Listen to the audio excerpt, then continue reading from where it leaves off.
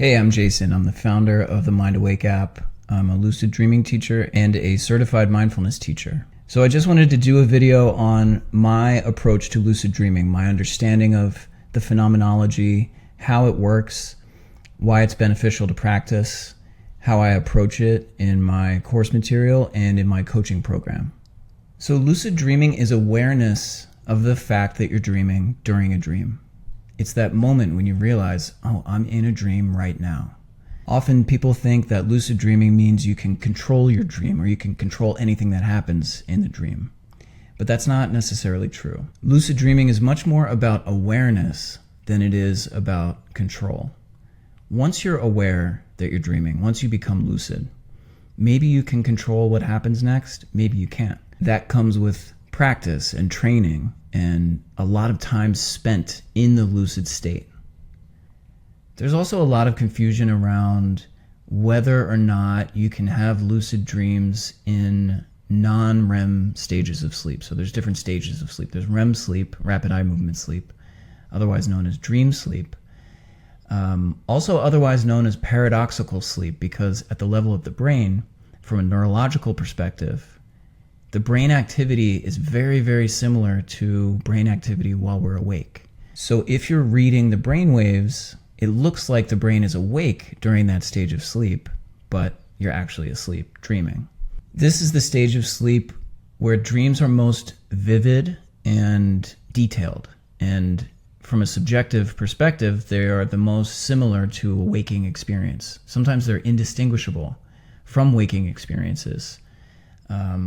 It's tough to tell sometimes if you're in a dream when the dream is so accurate. Often lucid dreamers will find themselves in their own bedroom, either in bed or floating above their bed or looking around the room, and they don't realize they're dreaming, they just think they're awake.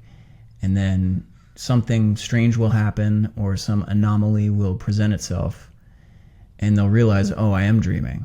And then either they stay in the dream and continue the lucid dream or they wake up. But back to REM sleep and non-REM sleep. There are other stages of sleep other than rapid eye movement sleep. And we do dream in those stages of sleep. They're just not as detailed or clear or awake-like in terms of the resolution of the dream experience.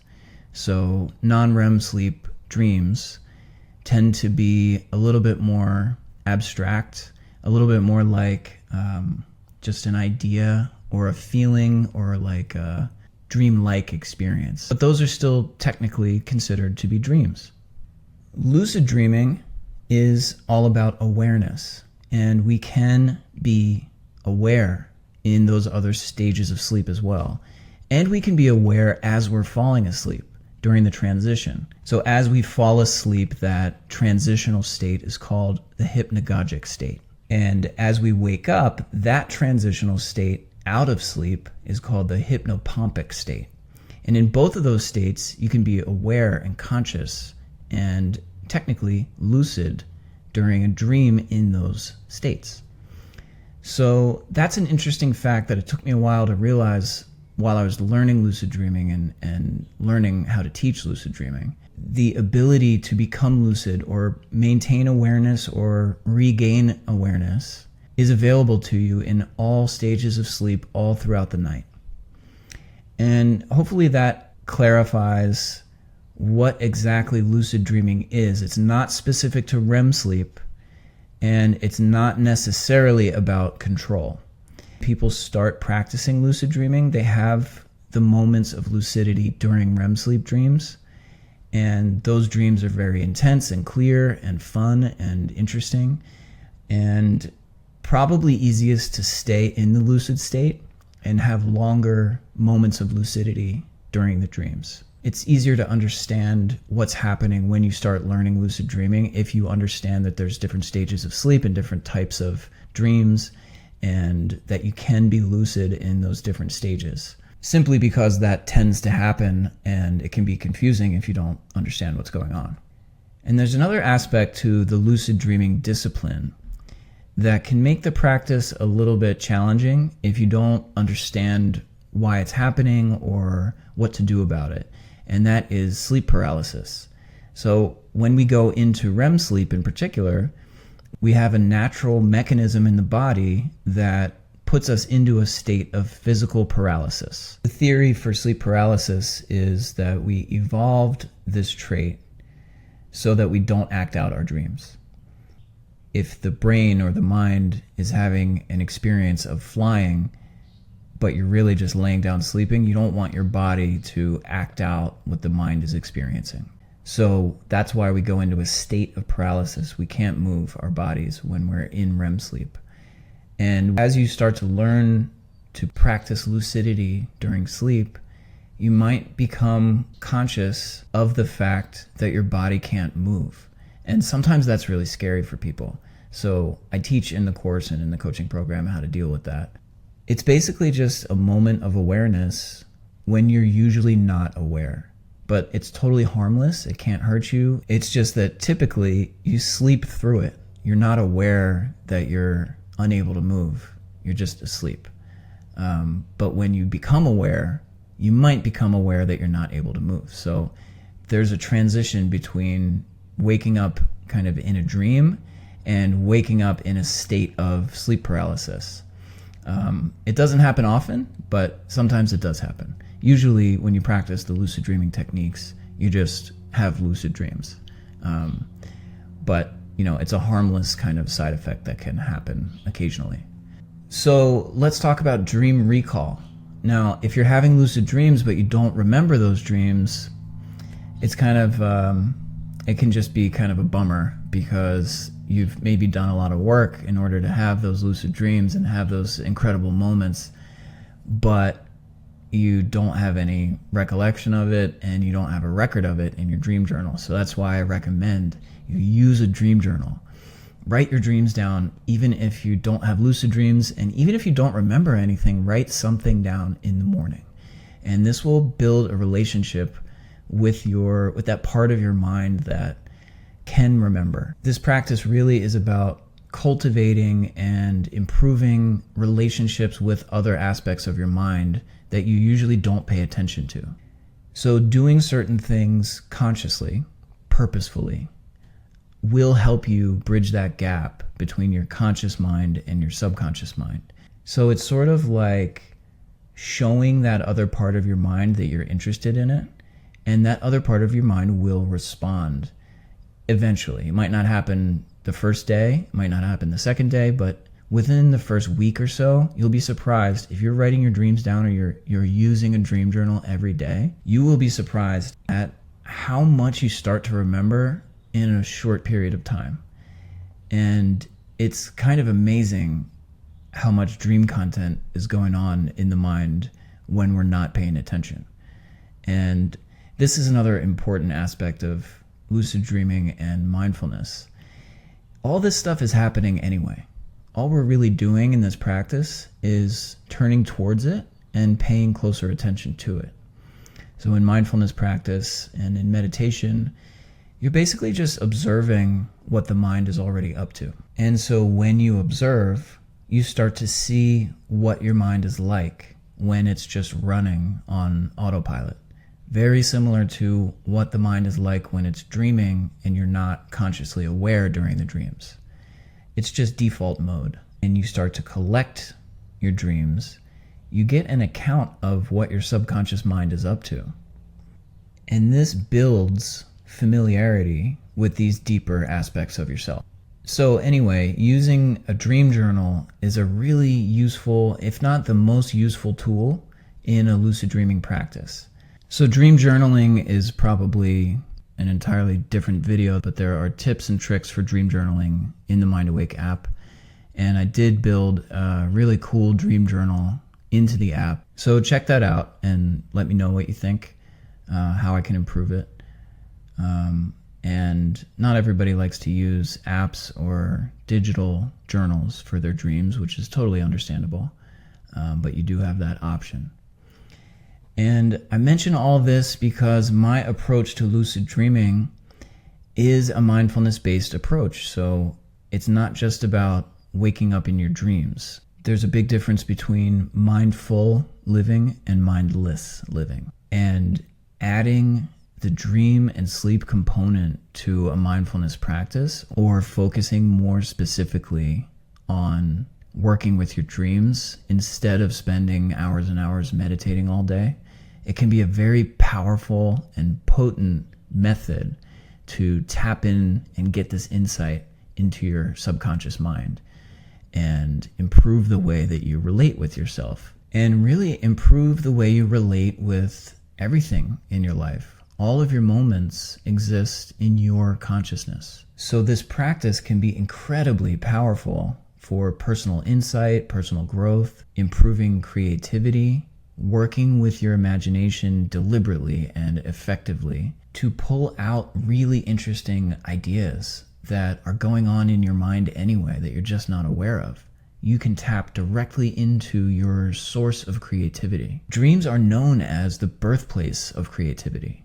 That's where ideas come from. So usually we just ignore them completely. But if you keep a dream journal, at least you'll keep a record. And if you start to practice lucid dreaming, you get involved directly with the process of creating ideas. In the dream, you're completely free to do anything you want. Anything you can imagine will happen in front of you in intensely high resolution detail. People often say that their lucid dreams feel more real than waking life reality.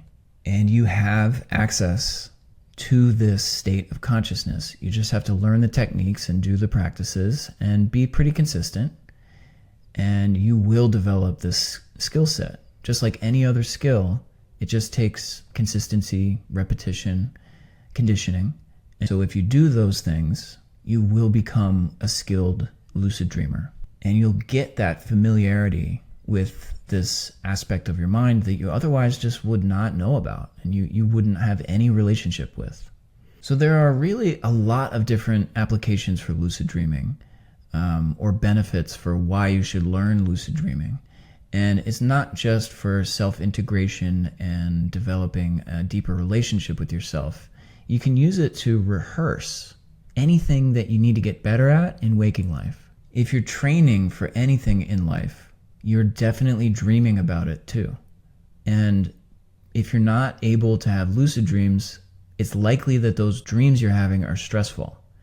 But if you can become lucid and recognize, okay, this is a dream, well, you have a lot more control over your emotional response to what's happening. If it's a stressful moment because you have a lot of pressure to perform, you know that since you're in a dream, that pressure's off because it's not the real performance, or you're not actually at practice or rehearsal. You're in a dream. It's just a mental simulation of what you're preparing for. And so therefore, lucid dreams are an opportunity for rehearsal and practice, improving upon any skill set that you want to improve upon. So there are many opportunities to explore in the lucid state. Because it's a mental model of reality created by your mind, it's not real. There are no consequences. So it's like the ultimate safe place to experiment and push boundaries. And since we have so many different types of dreams, sometimes they're romantic in nature, sometimes you're speaking with a deceased loved one or a famous person who's either alive or dead in real life. If it's somebody who died, who you used to have a relationship with, well, in your mind, you still do have a relationship with that person. You still remember them, and they still matter to you. In the dream world, it's an opportunity to engage with your mind's representation of that person. It's not the real person, obviously, but it's real in the sense that your relationship with that person is represented in the dream.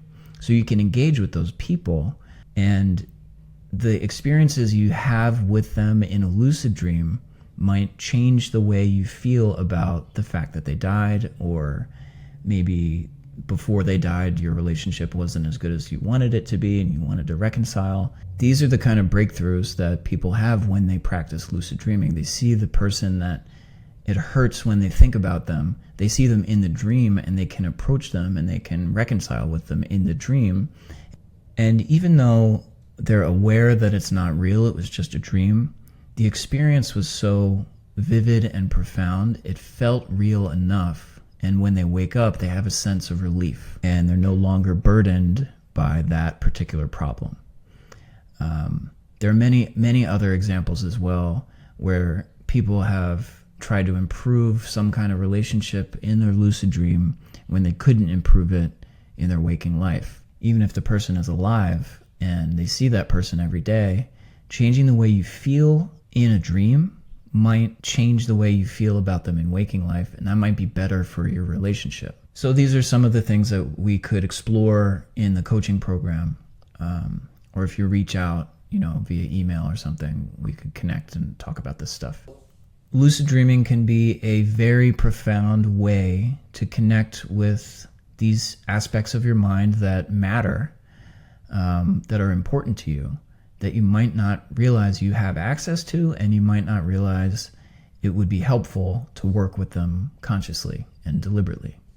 And this sort of approach is especially powerful with nightmares. Nightmares are very intense, disturbing dreams that usually occur during rapid eye movement sleep, and people typically remember those dreams. They're so upsetting and so intense, they can really be debilitating and awful to live with. And a lot of people don't realize that if you know you're dreaming during a nightmare, you have the ability to change the nightmare. I mentioned earlier that lucid dreaming is not all about control, but influence over what happens in the dream is one of the goals when you start learning how to lucid dream. You want to get better at influencing what happens, changing certain aspects of the dream, changing the scenery, changing the characters, changing the way that you respond to threats in dreams. And these kinds of skills can give you the power to change nightmares in real time, so that the next time you have a nightmare, you realize, okay, this is just a dream. It's not real. And you have more options. You don't just have to run. There are other things you can do. You could turn and fight whatever's chasing you, or you could turn and recognize this is something that is a psychological representation. It's not real. So fighting it won't necessarily solve the problem, but it might improve the way that you relate with that thing. Because instead of just being in flight mode, now you're in fight mode, which might be a little bit better. Fighting is a little more empowering than running, but you're still fighting against something that you aren't quite relating with very well in your mind. So there are a few different ways to approach dealing with nightmares, whether that's through lucid dreaming or it's through re-scripting and imagery rehearsal techniques. There's a course on that in the app, and that's another thing we could talk about in the coaching program. Another thing I should mention is that this practice, taking a mindful approach to lucid dreaming, it requires a lot of attention, a lot of energy, and a good amount of effort to really see the benefits. It's a commitment to yourself, to developing your relationship with your own mind. And it's not for everybody. If you're very busy in your life, or you've suffered serious trauma and you have very intense, disturbing nightmares, this kind of thing might not be for you. But if you do have time to work on yourself in this way, or to work with yourself is a better way to put it, it's more about exploration and discovery and building familiarity, learning more about what makes you tick. If you have time to do it, it can really revolutionize the way that you see the world, the way that you see yourself and other people. And it can create a much deeper connection with yourself, the nature of your own mind. There's so many more benefits to practicing mindfulness and lucid dreaming, which I'll talk about in other videos. Until then, if you want, download the app, check it out, and please let me know what you think.